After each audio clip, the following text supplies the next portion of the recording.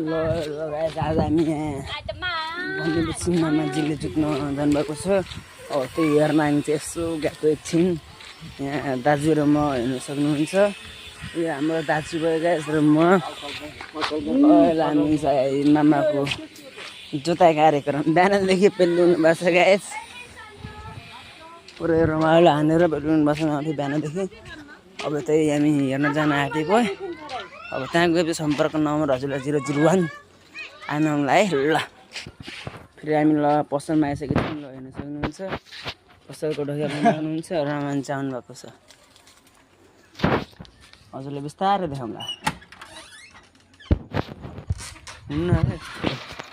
यो अगाडि गर्नु हेर्न सक्नुहुन्छ पसल।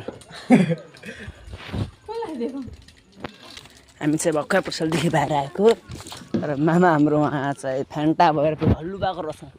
मामा त पुरै बेहोसीको हालतमा होला बेहोस पुरै। ल हामी माया मसले पुगिसक्यो। म त पार हेर्न सक्नुहुन्छ मामा जोतेर भ्याएर भर्खर गोरु खोला आउनुभएको छ र हाम्रो यो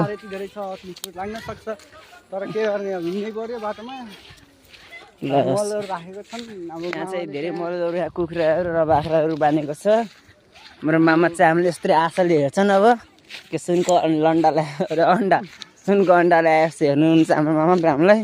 अब के भनौँ ल।